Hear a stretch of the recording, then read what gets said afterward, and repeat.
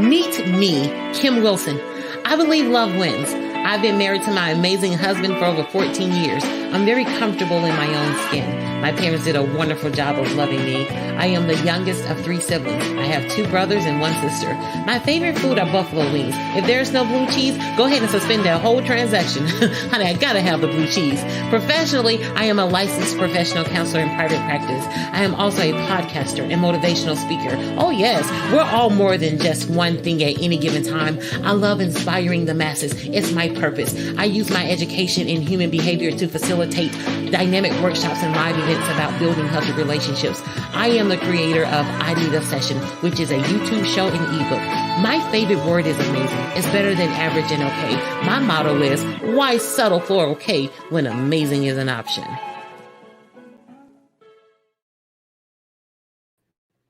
Happy Thursday. I'm Kim Wilson, your host. Welcome to episode 28 of I Need a Session. Can you believe it?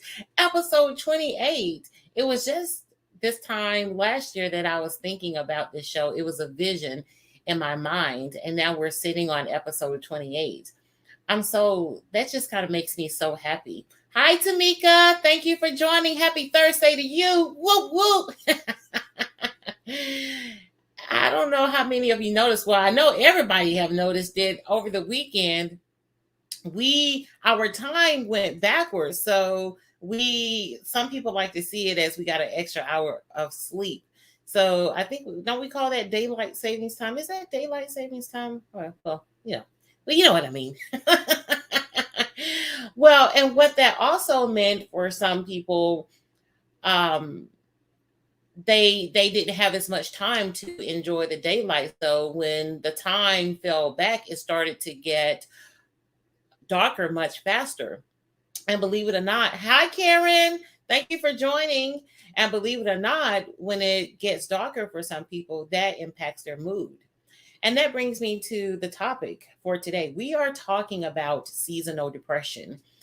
Back in the 80s, well, I guess up until they changed the name in the DSM, and that's the book that clinicians use to diagnose disorders, mental health disorders. But certainly throughout the 80s and 90s, we were calling it SAD, which stands for seasonal affective disorder. And that mental health condition is something that comes around during the fall and winter, whenever the seasons change.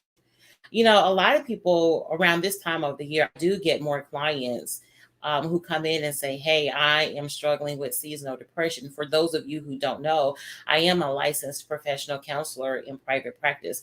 I treat people who may have challenges and struggles with mood disorders, anxiety, trauma. So it's not uncommon for me to have people book appointments because of feeling melancholy, sad, not feeling like themselves. They've lost interest in some of the things that bring them joy. And there are a couple of reasons why, people start feeling blue around this time. We also call it the winter blues. So it either comes in the fall or it comes on in the winter. Now, sometimes when people schedule an appointment with me, they have already diagnosed themselves. It's like, I have seasonal depression. It's like, well, how do you know that? And, there are a couple of ways too that we confirm that it's actually seasonal depression. It is a subtype of major depression. And it has some of those same symptoms. The thing is to have an official diagnosis of major depression with a seasonal pattern. That's what we call it in clinical terms now. It has to have been there for 2 years.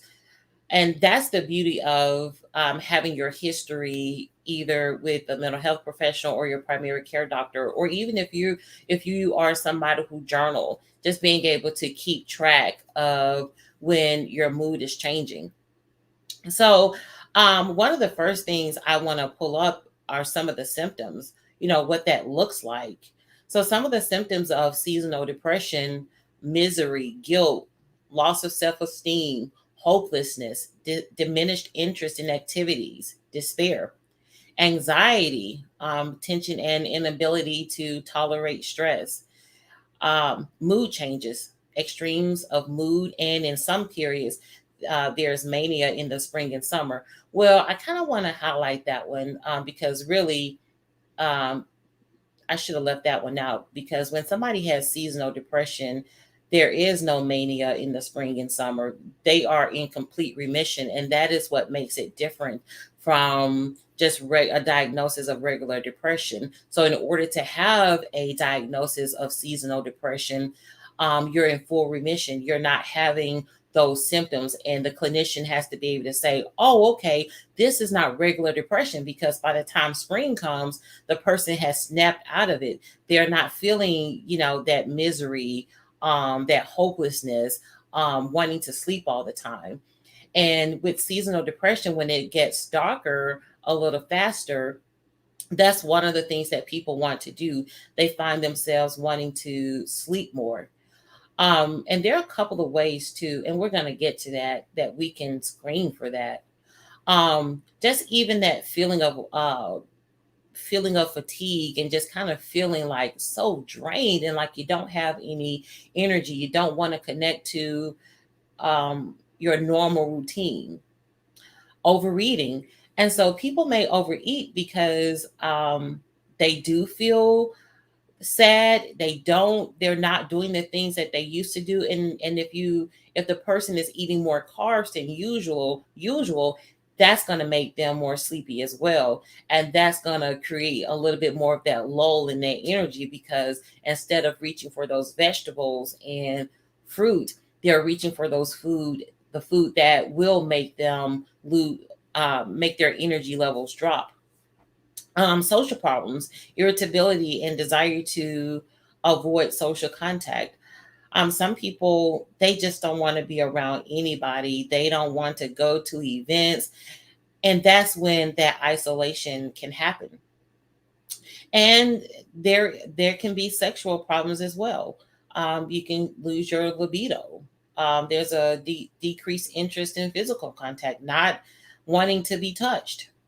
So I did have a couple of people to send in some questions. And so let me start with that. So here's the question. Hi, Kim. Thank you for doing a show on depression. I usually get sad around this time of the year because my dad passed 5 years ago in November. What can I do to avoid feeling down around this time? It's hard for me to keep plans with family and friends. I just want to do nothing if I'm not at work. Um, that's a great question. I can appreciate that question. And the reason why, what stood out for me, she mentioned that her dad died uh, 5 years ago in November. Uh, Grief comes in waves. So we can grieve around the same time every year, and it doesn't necessarily mean that you're experiencing grief depression. And certainly, let me just say, if anybody wants an official diagnosis, follow up with a mental health provider, or follow up with your primary care doctor so you can see what's going on. This is just for the purposes of information. But one of the things that stood out for me in that question when she said her dad died, and usually what differentiates a person that's depressed because of grief as opposed to seasonal depression, usually the focus is on uh, the deceased, not having that person with them anymore. And it's leaving them with a sense of emptiness and loss. Usually with depression, it's going beyond that because the self-esteem may have been tapped. There's some negative self-talk going on. Even if the person is thinking about not being here anymore, they're thinking more so about not being here and being able to be with a deceased as compared to a person struggling with major depression and them not wanting to be here anymore. So there are a couple of things in there. And usually people with seasonal depression, they are not at that level where they feel like they don't want to be here anymore. It's truly uh, something that lasts a short period of time. And people who struggle with major depression above the season, they may have a couple of those more at risk behaviors going on, and I would use the word mild. It's a little milder than major depression. Um, she asks, "What can I do?" There are a couple of things that you can do, and we're going to get there in a few minutes with the resources. So I'm going to address your question once we get there. So I have one more here. Hey Kim, I'm just tired of being alone during the holiday season. The Hallmark Channel and Lifetime did not make it any better. Any suggestions? Well, first of all, listen, Hallmark, Lifetime. You may have to choose some different channels. And the reason why I say that, because what stood out for me, if the Hallmark Channel and Lifetime, if they're one of your triggers to feeling sad or disconnected, hey, remove them. If you've identified it. Hi, Marissa. Thank you for joining. Now, hey, listen, I love me a good Hallmark movie. Talk about happily ever after. Um, Preparation and planning, those are two tools that I love, because whenever we prepare for something, whenever we plan, it certainly can help us to have positive outcomes. So, it doesn't seem like she's saying that she has seasonal depression. What she said was she just tired of being alone during the holidays. I say be proactive about engaging in life. There are so many things to do. There was a I haven't always been married, so there was a time when I was not married, and I was proactive and intentional about designing my happiness. So whether I am if I've decided to travel, if I've decided to volunteer somewhere, or even if I wanted to have my own gathering with 3 or 4 friends, something that does not require a lot of cleanup. Hey, listen, clean up, clean up. Honey, bring 20 people to your house if you want to. Who got the dishes? I mean, but you certainly can plan and design your happiness, so it doesn't have to be okay. Turn the lights down. Here's another Hallmark movie or a Lifetime movie that's reminding me of what I don't have. Anytime we're focusing on the things that we don't have instead of all the things that we do have, it's going to lead to us not feeling our mood not being elevated. So let's take a look at some of the resource options here. There are a couple things that we can do. Um, One, connect with a mental health provider to get assessed. There are a couple of screening tools out there that can determine whether or not a person has seasonal depression. The other thing, connect with your primary care doctor. Just checking those vitamin D levels. A lot of times, when your vitamin D levels are low, that will impact your mood, and get some blood work done so you can see where your serotonin levels are. The serotonin, that hormone controls the mood. And so you can actually have some blood work done uh, just to kind of see what's going on inside your body, and that can help determine treatment options.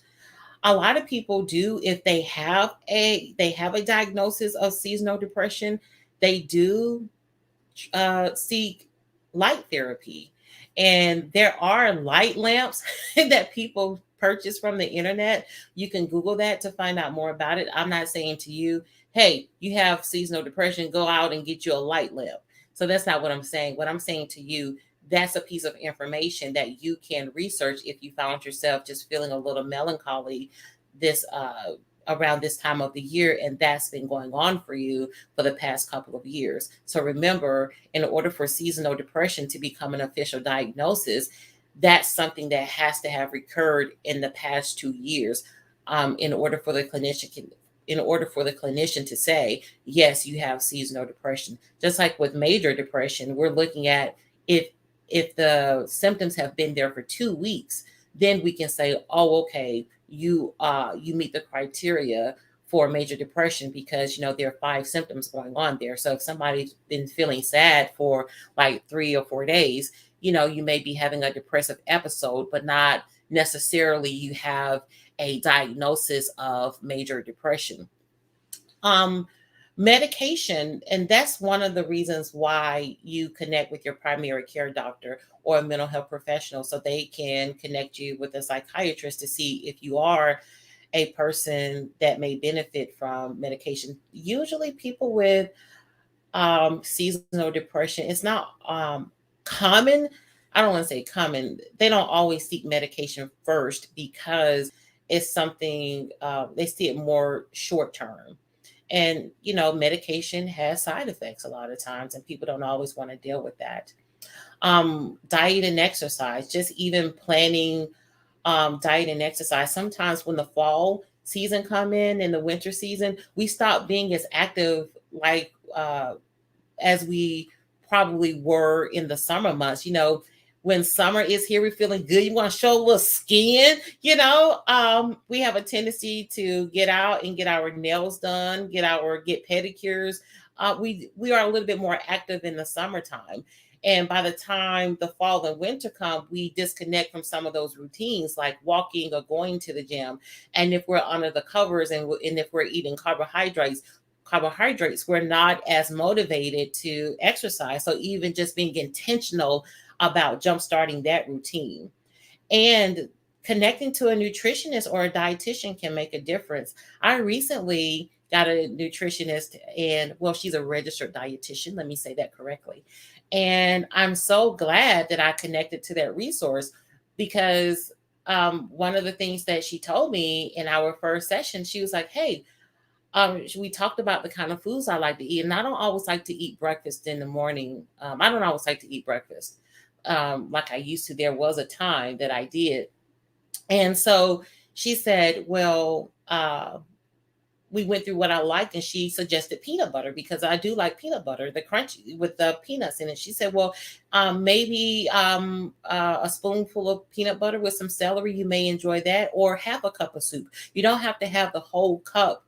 The whole bowl in, which can impact your sodium levels. And I was like, yeah, you know what? I can do that. Tamika, you say you just finished a cupcake. Listen, the reset button sits on the shoulder at any given time. We get to press the reset button and say, tomorrow I will win. We will not be defeated by our actions. And so it's okay that you finished the cupcake. Was it good? Now, listen. Cognitive reframing. Hi, UC girl, come through. Um, Cognitive reframing, that's one of the techniques that falls under cognitive behavior therapy. That's something that I use often in my practice. I find it to be very practical and something that clients can start implementing right away. So, cognitive reframing is just a fancy way of looking at things differently. So, even if I go back to one of the questions that was asked, what can I do? Well, even looking at things differently, being intentional. Intentionality is a tool. So there's this whole concept. If there's a negative thought, you add a but to it and a but. So you're finding a way to make it positive. So say for instance, I said, you know what? I'm just so tired of it just gets so dark quickly now. And I don't have time to do anything. Well, if I was to add a but to that and make it positive and think about that differently, I can say, it gets darker faster now. But it also gives me an opportunity to go to bed earlier and get more rest. So there's a way to think about that differently. And bring that back up for me. Journaling. I really love that journaling as a way to manage how we feel during this time, because next year you can take a look at what you did, what was going on, and it's going to give you information. It's data, so you can identify whether or not you are doing things that work for you or if you need to discontinue. You can identify any patterns. Journaling doesn't have to be filling up the pages. You can journal gratitude. You can journal what you're thankful for. Just doing that alone, what you're doing is being intentional about engaging in positive thoughts. And a lot of times when we are in this funk, this place where we feel depressed, sad, there are a lot of positive, there are a lot of negative thoughts that's just crawling through our brain, you know. And sometimes once they get started, it's like it's automatic. So if we are intentional about journaling, even the things that we are thankful for, that's us taking control and power over our thoughts. Our thoughts do not have to have power over us. So scheduling and planning, something I talked about earlier, you can actually, in that first question, she said it's hard for her to keep plans with her family and friends. Well, we can schedule and plan things that are within our reach. So say for instance, if I plan to do something simple as journal, if I plan to listen to a 3 minute if you are somebody who like to listen to sermons, if I plan to listen to 5 minutes worth of a sermon, a TED talk, or any other positive or motivational message. Stress reduction techniques. I really love relaxation, being intentional about rolling the neck, um, participating in a meditation. There are all kinds of calming music out there to help us do that. And those are stress reduction techniques that can help to elevate our mood. And all of that is a part of mindfulness. You can Google mindfulness. Mindfulness is all about um, paying attention to what you feel and what you think. And, you know, some of these things we were talking about, or, you know, our grandparents were talking about it, but they just weren't saying it in this way. They weren't saying it in a clinical sense. So think about if somebody had the lights off all day and one of your family members came in and say, it's dark in here. Open up these blinds. You got to, you know, no wonder, you know, and you're just bringing that light in because sitting in all of that darkness can impact the mood. And remember, we started this show out with talking about how the time fell back and it got darker earlier, and how that darkness may have impacted the mood for some people. When we're sitting in darkness all day, or we're sitting in darkness and the curtains are closed and there's no light coming in, it certainly can impact how we feel, which is why some people do seek light therapy. Now, for more information, there's tons and tons of research on this. We're just scratching it a little bit with a 20-minute show. There's a lot of information that the Substance Abuse and Mental Health Administration, the website is there, and you can go there and get more information. I thank you all so much for joining me. You could have been anywhere in this world, but you chose to hang out with your Kimmy tonight. Whoop, whoop. And I don't take that for granted. If you have not liked or subscribed to my channel, be sure to like and subscribe to my channel, because I don't want you to miss another notification or a show. Also, if you're not on my email list, if you're not receiving emails from me, be sure to go to my website, www.kimwilsonspeaks.com, click the contact button and get on my email list. Listen, you are amazing. See you next Thursday. Onward and upward.